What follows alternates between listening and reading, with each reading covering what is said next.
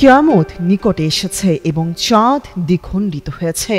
আল কুরআনের সূরা আল কামারের প্রথম আয়াতে এভাবেই চাঁদকে কিয়ামতের পূর্বাভাস হিসেবে উল্লেখ করা হয়েছে।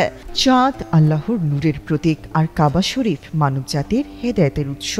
ইব্রাহিম আলাইসাল্লাম ও ইসমাইল আলাইসাল্লামের হাতে গড়া প্রথম ইবাদতের ঘর কাবা যুগে যুগে মুসলিম উম্মার কেন্দ্রবিন্দু হয়ে আছে। সম্প্রতি এই কাবা ঘরেই দেখা মিলল এক বিরল দৃশ্যের। শুক্রবার ভোরে মক্কার আকাশে ক্ষীয়মান গিব্বাস চাঁদ ঠিক কাবা শরীফের মাথার উপর এসে দাঁড়ায়। হাজারো মুসল্লির চোখের সামনে চাঁদ যেন অবতীর্ণ হয় আল্লাহর ঘরের উপর।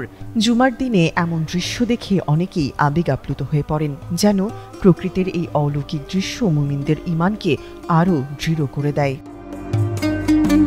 তবে এর আধ্যাত্মিক তাৎপর্যের পাশাপাশি বিজ্ঞানীরা এই ঘটনাকে এক মহাজাগতিক বিস্ময় হিসেবে বর্ণনা করেছেন।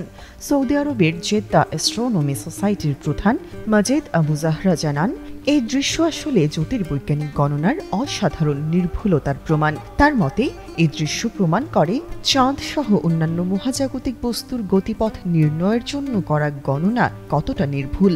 এর ফলে সারা বিশ্বের মুসলিমরা নামাজের দিক বা কিবলা আরও সঠিকভাবে নির্ধারণ করতে পারবেন। আবু জাহরা আরও বলেন, শুক্রবার সন্ধ্যায় চাঁদ সপ্তর্ষিমণ্ডল বা সেভেন সিস্টার্স নক্ষত্রপুঞ্জের সামনে দিয়ে যাবে এবং একে একে কয়েকটি নক্ষত্রকে আড়াল করবে।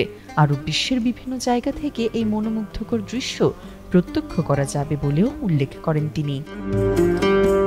ঐতিহাসিকভাবে ইসলামী জ্যোতির্বিদরা সূর্য, চাঁদ ও নক্ষত্রের অবস্থানকে অত্যন্ত গুরুত্ব দিয়ে নামাজের সময় ও কিবলা নির্ধারণ করতেন।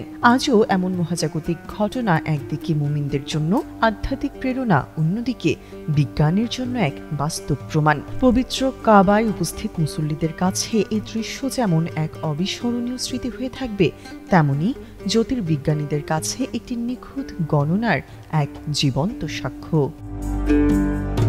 তামান্না তাবাসসুম, যুগান্তর নিউজ।